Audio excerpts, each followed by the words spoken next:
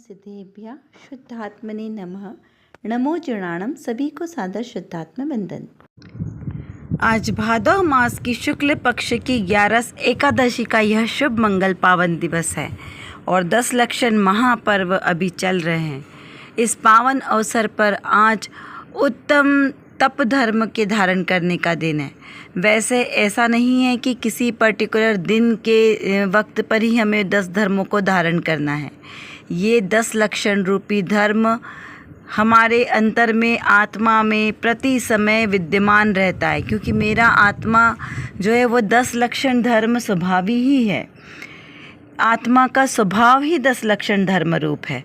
तो यहाँ पर प्रतीक रूप में जो भादव मास की 10 लक्षण पर्व मनाए जाते हैं, उसमें 10 दिनों में प्रतिदिन एक एक पर्व के लिए विशेष रूप से पूजन अर्चन करके यहाँ पर हम अपने भावों की विशुद्धि को और बढ़ाते हैं। इस प्रकार से यहाँ पर समझना है।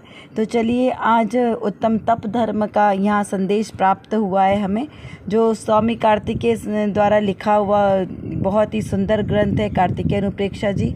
उसके माध्यम से यहाँ पर उनका संदेश प्राप्त होता है। और पद्मनंदी पंचविंशति ग्रंथ, ये भी चरणानियों का बहुत ही सुंदर ग्रंथ है, जो आचार्य पद्मनंदी देव द्वारा विरचित है। तो चलिए पढ़ते हैं पहले आज का यह संदेश। यहाँ पर लिखा है कि जो मुनि इस लोक परलोक के सुख की अपेक्षा से रहित होता हुआ सुख दुख, शत्रु मित्र, तृण कंचन, निंदा प्रशंसा आदि में राग द्वेष रहित संभावी होता हुआ अनेक प्रकार का काय क्लेश करता है, उस मुनि के निर्मल उत्तम तप होता है।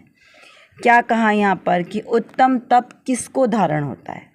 पहले तो हम यह समझते हैं कि उत्तम तप सम्यक दर्शन का प्रतीक है।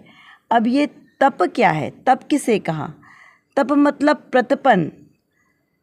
तो यहाँ तप के विषय में यदि हम विचार करें तो बहुत सभी धर्मों में तप की विशेष महत्व बताया है। तप के लिए बहुत सारे लोग तप करते हैं, ऋषि मुनि वर्षों से। क्यों? क्योंकि भारत को तो ऋषियों की भूमि कहा है और तप की यहाँ पर प्रधानता है। कुछ लोग रिद्धि सिद्धि प्राप्त करने के लिए तप करते हैं और कुछ लोग अपनी आत्म साधना के लिए तप करते हैं। तो यहाँ पर उस तप को किसकी बात चल रही है, यहाँ पर हमें विचार करना है। देखिए, बहुत ही सुंदर कथानक है शंभुक का। शंभुक ने भी तप किया। किसके लिए? वो एक प्रकार की दिव्य खड़क को प्राप्त करने के लिए 12 वर्ष तक तप किया। मौन साधना जंगल में रहकर कंटिन्यू 12 वर्ष तक तप किया। इतना तप किया कि उनके आसपास झाड़ियाँ लग गई और उनका ध्यान फिर भी विचलित नहीं हुआ। अब हुआ क्या? वहाँ से जब लक्ष्मण जी वहाँ पर वास कर रहे थे, उनका ज्ञातवास के समय में, तब वो जंगल भ्रमण करने निकले और उन्होंने देखा कि हवा में एक दिव्य तलवार लटक रही है। उन्होंने बड़ी उत्सुकतापूर्वक उस तलवार को हाथ में लिया और वो तलवार उनके हाथ में आ गई। जब उन्होंने देखा कि ये तो कोई रिद्धि सिद्धि वाली बहुत दिव्य तलवार दिख रही है, तो इसका कैसे क्या प्रयोग करें, इसलिए उन्होंने इसे प्रयोग करने के मात्र से उस तलवार को चलाना चाहा। तो क्या करते? तो उन्होंने सोचा कि ये झाड़ियाँ हैं बड़ी सूखी हुई और इतनी सारी लगी है, तो क्यों ना इस पे एक बार इसको चलाकर इसका प्रयोग किया जाए। और उन्होंने जैसे ही तलवार उस पर चलाई तो वहाँ से शंभुक की जो गर्दन थी वो धड़ से अलग हो गई और वो गिरी। इस प्रकार शंभुक की तो मृत्यु हो गई और तलवार किसके हाथ में आ गई? लक्ष्मण जी के। तो तप तो उन्होंने किया था तलवार को प्राप्त करने के लिए, लेकिन उनको उसका फल नहीं मिला। फल किसको मिला? श्री कृष्ण, लक्ष्मण जी को फल मिला। तो यहाँ पर हमें समझना है कि क्या वो तप सार्थक था, या और भी ऐसे आपको बहुत सारे उदाहरण मिल जाएंगे प्रथमान योग में भी और अन्य ग्रंथों में भी, जैनेतर ग्रंथों में, जहाँ पर तप करके उन्होंने रिद्धियाँ प्राप्त की। तो क्या वो सही है? भर्तहरि ने भी 12 वर्ष तक तप करके और एक तुमड़ी का रस बनाया, जिससे लोहे के ऊपर डालो और वो स्वर्ण बन जाता है। तो क्या वो सब तप सार्थक था? शुभचंद्राचार्य मुनि ने हमारे जब ध्यान किया, कहाँ? सोनागिर जी सिद्ध क्षेत्र पर ध्यान लगाया और उनके चरणों की धूल सामने ही पड़े पर्वत पर डाली, तो वो पूरा पर्वत कैसा बन गया? सोने का बन गया। इसीलिए तो उस जगह का नाम सोनागिरी पर्वत पड़ा और वहाँ पर ही ज्ञानार्णव ग्रंथ की रचना हुई थी। ऐसा वो महान सिद्ध क्षेत्र है। जहाँ से नंग नंग आदि मुनिराज मोक्ष गए, 5.5 करोड़ मुनिराज मोक्ष गए। यहाँ हमें क्या समझना है कि वो तप क्या था। तो वो तप, उत्तम तप किसका था? वो शुभ चंद्राचार्य मुनि का तप उत्तम था, या वो भर्तहरि का या शंभुक का था? तो यहाँ पर वो शुभ चंद्राचार्य देव का तप उत्तम था। क्यों? क्योंकि उन्होंने आत्म साधना के लिए तप किया। आत्म साधना के लिए तप करते हुए उन्हें इतनी सारी रिद्धि सिद्धियाँ प्राप्त हुई, लेकिन उन्होंने उसका कभी उपयोग नहीं किया। तो यहाँ पर किसी रिद्धि सिद्धि की प्राप्ति के लिए, किसी लौकिक वांछा के लिए किया गया तप नहीं है। वो तो दुर्ध्यान है, दुर्गति का कारण है। उससे कुछ भी फायदा नहीं होने वाला है। अगर मनुष्य को सुख चाहिए, जीव को सुख चाहिए, तो उसके लिए उसे वीतरागी होना पड़ेगा।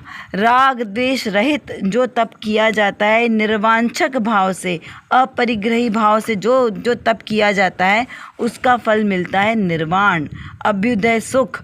तो उससे हमें प्राप्त होता है। तो यहाँ पर क्या कहा कि ऐसे महामुनि, क्योंकि 10 लक्षण धर्म के उत्कृष्ट रूप से धारण करने वाले कौन है? महामुनिराज। महामुनिराजों को उत्कृष्ट धर्म धारण होता है। क्यों?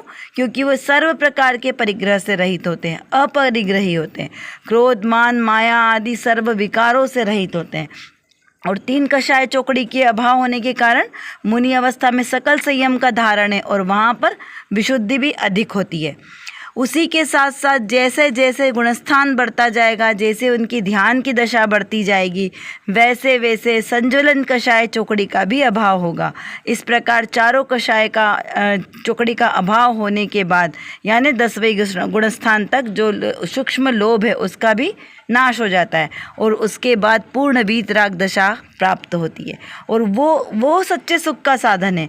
तो वो सुख को प्राप्त करने के लिए जो प्रयास किया जाता है, जो पुरुषार्थ किया जाता है, उसे उत्तम तप कहते हैं। तो ऐसा वो उत्तम तप जो महामुनिराजों को श्रेयस्कर है, उन्हें इस लोक की या परलोक की सुख की अपेक्षा से तप नहीं किया। सुख दुख, यानी सुख हो चाहे दुख हो, कोई शत्रु हो, मित्र हो, कहीं जंगल हो, कांटे हो, या कोई नरम भूमि हो, कुछ भी हो, वो कहते ना, कांच कंचन बंधुअरि सुख दुख प्रशंसा निंद में शुद्धोपयोगी श्रमण का संभाव जीवन मरण में। तो वो शुद्धोपयोगी मुनिराज कैसे होते हैं? उन्हें कोई फर्क नहीं पड़ता है कि बाहर की परिस्थितियाँ कैसी है, अनुकूल है या प्रतिकूल है, इष्ट है या अनिष्ट है। उनको तो एकमात्र अपने शुद्धोपयोग रूप अपने आत्मा में ही आनंद आता है। अपना सम्यक दर्शन, ज्ञान, चारित्र आत्मा में ही उनके लीन होने में, उनको लीनता में ही उनको सुख की अनुभूति होती है, और वही तप कहलाता है। इस प्रकार इच्छा रहित निर्मल चैतन्य स्वरूप को पहचान कर अनाकुल आनंद के अनुभव में लीन होकर जो वीतराग भाव से आत्मा शोभित है, उसका नाम उत्तम तप है। सम्यक दर्शन ज्ञान पूर्वक ऐसा उत्तम तप ये संसार समुद्र से पार होने के लिए जहाज के समान है। क्या बताया यहाँ पे आचार्य देव ने?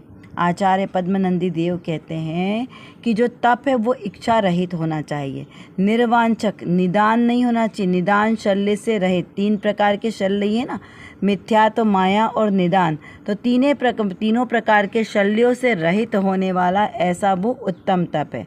और वो कैसा है? निर्मल, जिसमें किसी भी प्रकार का कोई कषाय का मल नहीं है, कषाय रूप मल से रहित ऐसा चैतन्य स्वरूप को, किसको जानने वाला हो? चैतन्य स्वरूप, मेरे निज आत्मा को जानने वाला हो। पर पदार्थों को जानने के लिए नहीं, वो रिद्धियों की प्राप्ति के लिए किया गया तप नहीं है। मेरे आत्मा को जानने पहचानने के लिए, निराकुल आनंद का अनुभव करने के लिए किया गया तप, वो वीतरागता का पोषक है।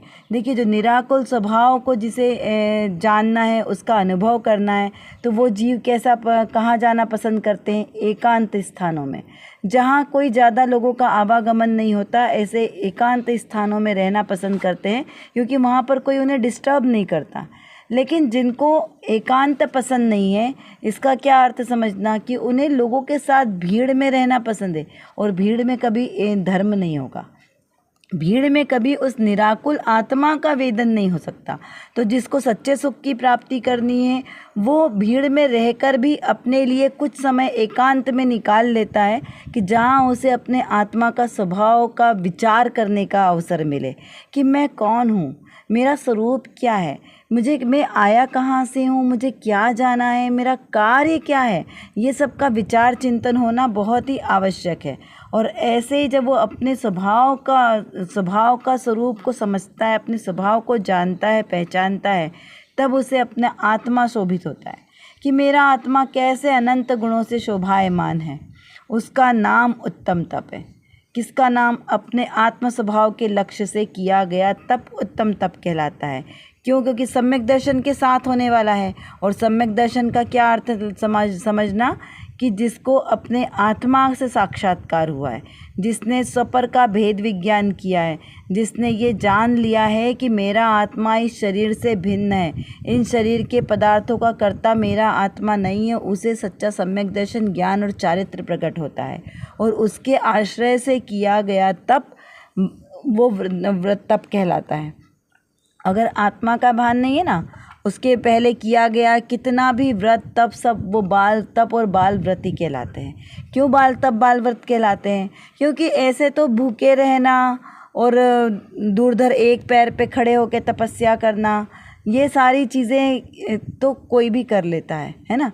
जो सम्यक दृष्टि नहीं है, ऐसे तापसी, वो भी ये सारे व्रत तप कर लेते हैं, लेकिन उसका कोई फल नहीं है। क्योंकि वो तो रिद्धि सिद्धि प्राप्त करते हैं ना किसी देवता को खुश करने के लिए, कि जो उनके अधिष्ठात्री देव रहते हैं वो उनसे प्रसन्न हो जाते हैं उनकी पूजा भक्ति से, और उनसे कहते हैं कि चलो मांगो तुम्हें क्या वर की प्राप्ति करनी है, तो उनको इच्छित वरदान दे देते हैं। ऐसे वरदान की इच्छा से, उसकी लालसा से किया गया तप नहीं कहलाता। क्या कहा? निर्वांछक भाव से करना है, किसी भी तप की इच्छा नहीं करना। देखिए जो तप करेंगे उनको सहज ही उनके अधिष्ठात्र देव आएंगे और वो आके उनकी स्तुति पूजा करेंगे।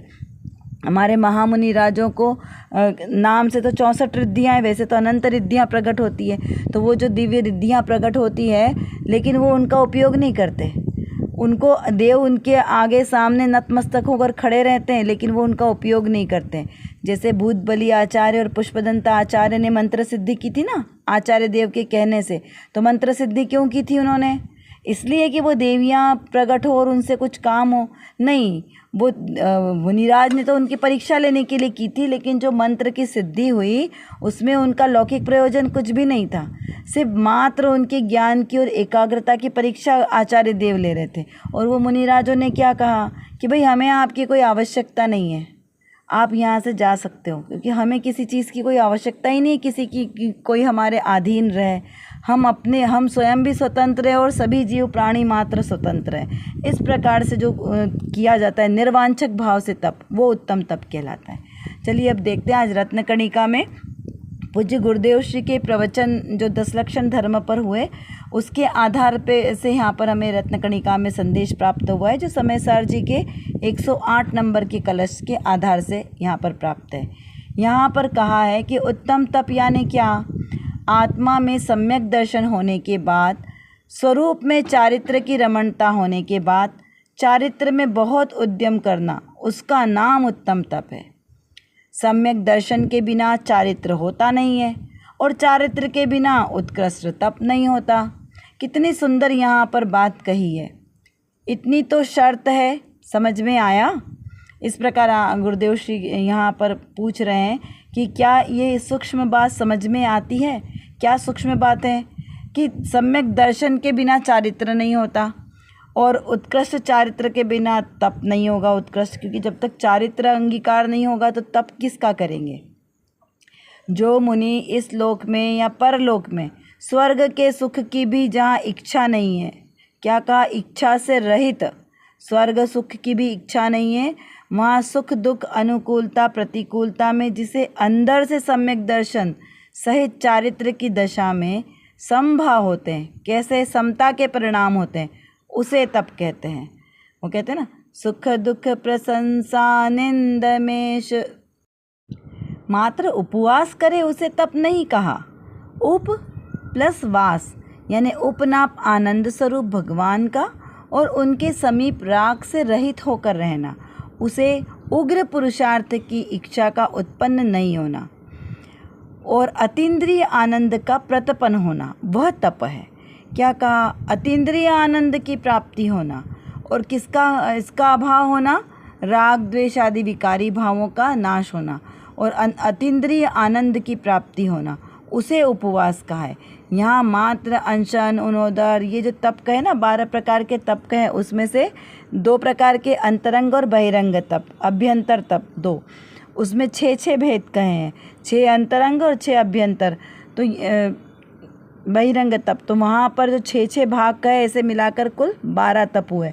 तो इन 12 तपों में अनशन, अवमोदर, रस परित्याग, वृत्ति परिसंख्यात, विविक्त संयासन, काय क्लेश, ये जो 6 बहिरंग तप कहे हैं, क्या इस प्रकार इनको आचरण करना तप है? तो कहा नहीं कि बिना भोजन किए तो बहुत सारे जीव रह लेते हैं, वो तप नहीं है।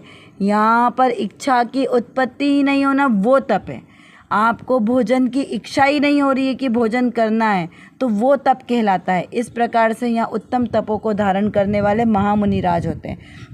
और भूख कब नहीं लगती? जब हम किसी काम में, आप लौकिक में भी देखो, हम किसी काम में रत रहते हैं तो हमें भूख प्यास नहीं लगती। हम कोई अपना काम कर रहे हैं, हम अपने भाइयों को, पिताजी को देखें तो जब वो बिज़नेस करते हैं तब उन्हें कुछ पता नहीं चलता है कि उन्हें कब भोजन करना है और कब पानी पीना है, क्योंकि वो अपने व्यापार में, अपने बिज़नेस में इतना बिजी होते हैं कि उन्हें ध्यान नहीं रहता है। माताएं यदि अब किसी काम में लग जाती है भोजन बनाने में, तो उन्हें पता नहीं चलता कि उनके भूख भी लग रही है, और वो कितनी तल्लीनता से अपना भोजन बनाती है। जब सब लोगों को भोजन करा देती है, उसके बाद उन्हें याद आता है कि हमको पानी भी पीना है। तो इस प्रकार से हम अगर किसी काम में व्यस्त हैं और अगर हमने भोजन पानी आदि नहीं किया तो वो व्रत नहीं कहलाता। यहाँ तो आप अपने आत्मस्वरूप की बात चल रही है, आप अपने आत्मस्वरूप में निमग्न हैं, ध्यान स्वाध्याय में तल्लीन है और आपको भोजन का विकल्प नहीं आ रहा, वो तप कहलाता है।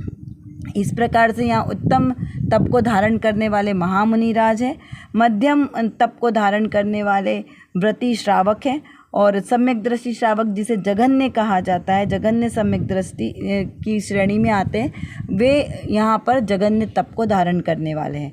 ऐसे जो तप है वो सम्यक दृष्टि जीवों को ही फलित होता है। तो यहाँ पर एक प्रश्न और उठ सकता है, क्योंकि अगर हमको सम्यक दर्शन, हम माने कि अभी हमें सम्यक दर्शन नहीं हुआ, तो क्या हमें तप नहीं करना चाहिए? तो यहाँ पर आचार्य देव कहते हैं कि तप का नाम तो सम्यक दर्शन के साथ ही पाएगा, लेकिन अभी हम अपने कषायों को, विषयों को सीमित करने का, उनको निग्रह करने का पुरुषार्थ ही कर रहे हैं, क्योंकि अभी तो हमारी प्रैक्टिस चल रही है ना, तो वो तो हमें बुद्धिपूर्वक करना है। व्रतों में, व्रत के समय में, पर्वों में संयम के साथ रहें, व्रत उपवास आदि करें, लेकिन उसमें धर्म मानकर ये नहीं मानना है कि हमने इतना तप कर लिया, हम इतने बड़े तपस्वी हो गए, हमने 31 दिन के उपवास कर लिए, 10 दिन के उपवास कर लिए तो हम बहुत बड़े तपस्वी हो गए। ऐसे यहाँ पर मान कषाय के साथ नहीं करना है। सहज रूप से जो हो रहा है बिना आकुलता के, वो उस प्रकार का किया गया तप मंद कषाय का कारण है। इस प्रकार इसको समझना है। चलिए अब कुछ प्रश्नों के माध्यम से थोड़ा सा चिंतन और करते हैं। उत्तम तप धर्म का क्या अर्थ समझना है? तप कितने प्रकार का होता है? उत्तम तप धर्म के धारक कौन होते हैं और इसका स्वभाव कैसा होता है? उत्तम तप धारण करने के परिणाम का क्या फल मिलता है? किस प्रकार का तप धारण करना निष्फल हो जाता है? यानी तप हमें किस प्रकार से धारण करना है और कौन सा तप हमारे आत्म स्वभाव को और उग्र करने वाला है, अपने लक्ष्य तक पहुंचाने वाला है, निराकुल निश्चल सुख को प्रदान करने वाला है, इसका विचार चिंतन कीजिए। कर विचार तो पाम, हम जितना विचार करेंगे उतना ही हमारा विषय क्लियर होगा, क्योंकि हमारे पास समय की कमी है और जानना बहुत ज़्यादा है। और किसको जानना है? अपने ही ज्ञायक स्वभाव को जानना है। तो जब तक हम अपने इस ज्ञायक स्वभाव को नहीं जानेंगे तब तक हमारा कोई भी कार्य सिद्ध नहीं हो सकता। तो एकमात्र जो मेरे अंदर, मतलब मेरे आत्म स्वभाव में जो ज्ञान नाम का विशेष गुण है, इस गुण को एकमात्र अपने ज्ञायक स्वभाव को जानने में लगाएं तो निर्विकल्प दशा की प्राप्ति होगी, और इस निर्विकल्प दशा के ही आश्रय से हमें शाश्वत सुख की प्राप्ति होगी। तो वो शाश्वत सुख हमें प्राप्त हो, इसीलिए पुरुषार्थ करना आवश्यक है। उसके लिए व्यवहार से तो सच्चे वीतरागी देवशास्त्र गुरु का आश्रय लेना योग्य है, और निश्चय से मेरी निज शुद्धात्मा का आश्रय लेना ही सर्वश्रेष्ठ उपाय है। अभी के लिए बस इतना ही। विशेष चर्चा हम आगे की कक्षाओं में करेंगे। तब तक हम अपने आत्मस्वरूप को जानें, पहचानें और उसी में लीन रहें। इसी विशेष मंगल भावना के साथ आप सभी को सादर जय जिनेंद्र।